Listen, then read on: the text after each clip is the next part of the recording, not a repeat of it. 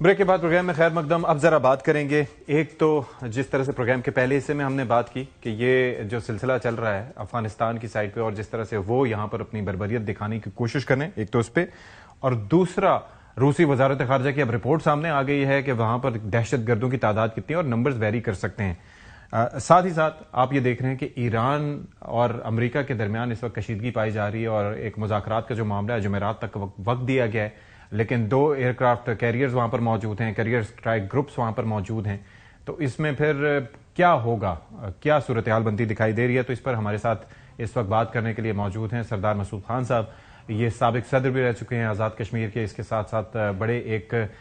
Seasoned diplomat ہیں. ان سے بات کرتے ہیں. سردار صاحب، thank you so much for your time.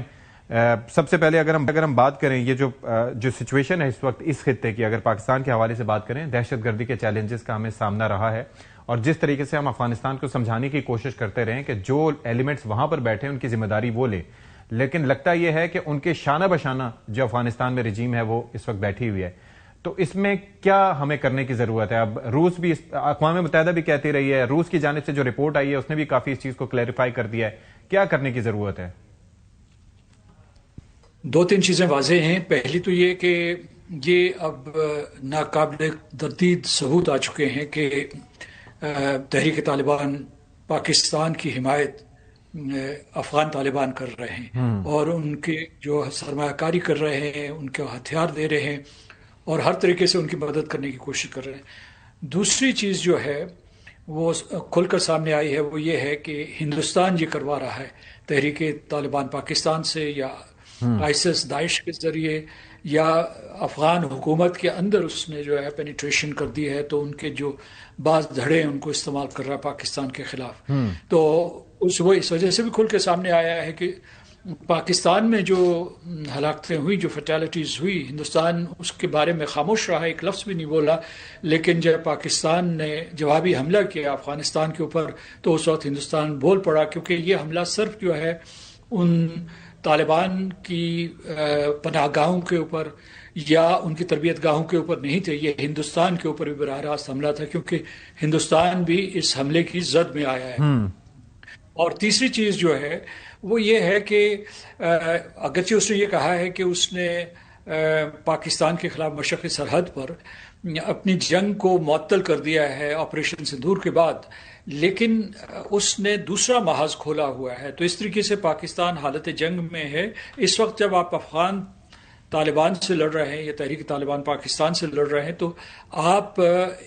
صرف بالواسطہ طور پر نہیں، براہ راست ہندوستان سے بھی اپنی مغربی سرحد پہ لڑ رہے ہیں. تو اب ذرا ایک تو یہ ظاہر ہے، اس کو انٹرنیشنلی ہم کس طریقے سے اس چیز کو ہائی لائٹ کر سکتے ہیں کہ دیکھیں ہم نے سمجھانے کی کوشش کی اور پھر ہم پہ یہ کہا جاتا رہا کہ ہم ایسے ہی بے بنیاد بات کریں، لیکن پھر اقوام متحدہ کی جانب سے اس چیز کو ایکسیپٹ کیا گیا، ان کی ایک رپورٹ میں کہا گیا، پھر ساتھ ہی ساتھ اب روس کی جانب سے بھی کہہ دیا گیا ہے. تو اور کتنے شواہد چاہیے؟ ہم اپنے دفاع کے لیے اور کیا کریں؟ یہ نہ کریں تو اور کیا کریں؟ ایک چیز جو کہی جا رہی ہے، یہ جو شواہد ہیں ہم اقوام متحدہ کے حوالے کر چکے ہیں اور اس کے علاوہ اقوام متحدہ کی کئی رپورٹوں میں اس بات کی تصدیق موجود ہے کہ کس طریقے سے جو تحریک طالبان افغانستان ہے وہ کس طریقے سے تحریک طالبان پاکستان کی مدد کرتی رہی ہے. اور وہاں تک باقاعدہ رقوم بھی لکھی ہوئی ہیں جو تحریک طالبان پاکستان کے سربراہوں کو دی گئی ہیں یا جو اسلحہ دیا گیا اس کی تفصیلات بھی وہاں موجود ہیں. تو اس میں کسی کو کوئی شک و شبہ نہیں ہے. دوسری یہ ہے کہ اس علاقے میں جو بھی انٹیلیجنس ایجنسیز ہیں، مطلب افغانستان اور اس کے ارد گرد جو ہے بہت سی انٹیلیجنس ایجنسیز ہیں، صرف ہندوستان پاکستان کی نہیں ہے بلکہ دوسرے ممالک کی بھی ہیں. ان کے پاس ہر قسم کی معلومات ہے کہ یہاں ہندوستان یہ کارروائی کروا رہا ہے اور کس طریقے سے افغان طالبان بھی ان کے ساتھ مل گئے ہیں. ٹھیک ہے. اچھا، اب جو ہے جو تجویز دی جا رہی ہے، آپ کے سوال کا جواب میں دوں تو یہ تجویز دی جا رہی ہے کہ چونکہ آپ کو یاد ہوگا کہ ISPR نے بارہا یہ کہا اور ہماری انٹیلیجنس ایجنسیز نے بھی کہا ہے، دفتر خارجہ نے بھی کہا ہے کہ ہمارے پاس ثبوت موجود ہیں. تو وہ یہ کہہ رہے ہیں کہ یہ ثبوت جو ہے پہلے قدم کے اوپر مطابق اقوام متحدہ دے چکے ہیں، لیکن پھر آپ جو اپنے دوست ہیں، ترکیہ ہے، قطر ہے یا UAE ہے، ان کو اعتماد ملے اور چین کو اعتماد ملے، خاص طور سے وہ جو افغانستان اور پاکستان کے درمیان ایک قسم کی مفاہمت کرنے کی کوشش کرتے رہے یا اس کے علاوہ جو ہے انہوں نے ثالثی کا کردار ادا کیا. ٹھیک ہے. تو یہ ایک ہو سکتا ہے جو ہم ٹھوس قدم اٹھا سکتے ہیں. باقی یہ ہے کہ پاکستان اپنے جوابی حملے برقرار رکھے گا اور اب جو ہے افغان طالبان کسی طریقے سے بھی پردہ پوش نہیں ہو سکتے کہ وہ ان حملوں کے پیچھے نہیں ہیں. اچھا سردار صاحب، ایک اور چیز ہے یہ جو اگر ہم خطے کے اوپر تھوڑا سا ایک جائزہ لیں تو اس وقت ایران کے ساتھ جو سچویشن ہے کہ ایک طرح سے آپ 2 ایئر کرافٹ کیریئرز وہاں پر بھیج رہے ہیں، کیریئر اسٹرائک گروپس وہاں پر ہیں، ایک پریشرائز آپ نے کر دیا ہے، دوسرا ایران کی جانب سے بھی پوسچرنگ ہو رہی ہے. کیا لگ رہا ہے آپ کو، اگر آپ مزاج سمجھتے ہیں، انڈرسٹینڈ کرتے ہیں، انپریڈکٹیبلٹی ہے ڈونلڈ ٹرمپ میں، لیکن کیا آپ خطے کی صورتحال بنتی دیکھ رہے ہیں؟ امریکہ کی طرف سے حملے کی پوری تیاری ہے اور جو ان کا سارے کا سارا جماؤ ہے اس علاقے میں، یعنی جو ایئر کرافٹ کیریئرز ہوں یا اس کے علاوہ جو دوسرے ان کے ایئر کرافٹ آ رہے ہیں مختلف جگہوں پہ انہوں نے ڈپلوائے کیے ہیں، مثال کو یونائٹڈ کنگڈم میں ہیں، پھر جو ہے اردن وغیرہ میں گریس کا ایک علاقہ ہے، اور پھر جو ہے آپ اردن میں ہیں یا اس کے علاوہ خلیجی علاقے میں ہیں جو سارے کے سارے یا گلف آف عمان میں ہیں. تو اس سے ایک چیز ظاہر ہوتی ہے، اور آپ نے جو ہے 2 ایئر کرافٹ کیریئرز کا ذکر کیا، تو یہ میکسیمم کانسنٹریشن ہے ڈیٹنگ بیک ٹو 2003 جب انہوں نے عراق کے اوپر حملہ کیا تھا. اور اس کے اوپر جو ہے انہوں نے باقاعدہ جیسے جنگ کی تیاری ہو رہی ہوتی ہے، طویل جنگ کی تیاری ہو رہی ہے، کیونکہ اس میں نہ صرف ڈسٹرائرز ہیں، نہ صرف ٹاماہاک میسائلز ہیں، بلکہ F-13 ہیں، F-22 ہیں، F-15 F-16 سارے کے سارے ایویکس جو ہیں، اور اس قسم یعنی کہ پورا ایک بیٹل کا ایکو سسٹم انہوں نے پرووائڈ کیا. تو اب میرا سوال آپ سے یہ ہے کہ پھر اس کا مطلب ہے کہ یہ جو مذاکرات کی جو صحیح کرنے کی کوشش کی جا رہی ہے اور جو اس کے اندر کنڈیشنز رکھی گئی ہیں وہ ایسی ہیں کہ یہ نشستن گفتن اور بحاثتن ہوگا اور ایک طویل جنگ ہم دیکھ رہے ہوتے ہوئے.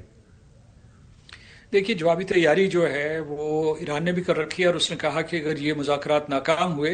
اور امریکہ نے حملہ کیا تو وہ جوابی حملہ کرے گا، اور اس کی زد میں خلیجی ریاستیں بھی آئیں گی، اردن بھی آئے گا اور اسرائیل بھی آئے گا. تو اس وجہ سے یہ ایک علاقائی جنگ بن جائے گی. آپ کے سوال کی طرف میں آتا ہوں کہ اس وقت جو ہے 2 قسم کی سوچ چل رہی ہے. ایک یہ کہ حملہ امیوننٹ ہے، ہونے والا ہے، کسی وقت بھی ہوگا، اور تھرسڈے میں مذاکرات اگر کامیاب ہو گئے امریکہ کی شرائط کے مطابق تو امریکہ نہ بھی کر سکتا ہے ان کے باوجود، اگر کامیاب بھی ہو گئے، اور پھر حملہ کرے گا فیس سیونگ کے لیے، کیونکہ صدر ٹرمپ نے اتنی تیاری کی ہے، اتنا اس نے ایکسپینڈیچر کیا ہے. لیکن یہ ہے کہ کہتے ہیں کہ جو ان کی اندرونی خبریں آ رہی ہیں یا لیک کی جا رہی ہیں کہ صدر ٹرمپ جو ہے وہ جنگ نہیں چاہتے، لیکن اسرائیل جنگ چاہتا ہے، اور وہ صدر ٹرمپ جو ایک آف ریمپ جو چاہتے ہیں کہ کسی طریقے سے کوئی ایسا درمیانی راستہ نکل آئے کہ جس کی وجہ سے وہ ایک نیوکلیئر ڈیل لے کے، مطلب نیوکلیئر ڈیل کے لیے تو ایران بھی تیار ہے، اور وہ 2015 کی جو ڈیل تھی اس سے بہتر ڈیل دینے کے لیے تیار ہے، تو پھر جنگ ٹل سکتی ہے. لیکن اسرائیل مسلسل دباؤ ڈال رہا ہے امریکہ کے اوپر، اور یاد رکھیے کہ امریکہ کے اوپر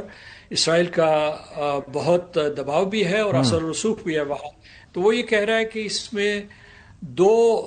ایجنڈا آئٹمز اور ایڈ کیے جائیں، یعنی جو اس کے بیلسٹک میسائلز ہیں ایران کے کو کرٹیل کر دیا جائے، اور ان کے جو علاقائی حلیف ہیں، مثال کے طور جو حماس ہے یا حزب اللہ ہے یا حوثیز ہیں، ان کو بھی ڈسارم کیا جائے یا ایران ان کے ساتھ قطع تعلق کرے. لیکن اس میں آگے یہ ہے کہ خدشے کا اظہار یہ کیا جا رہا ہے، اس کے کیا سرائی کی جا رہی ہے کہ اگر امریکہ نے ان کے اوپر حملہ کیا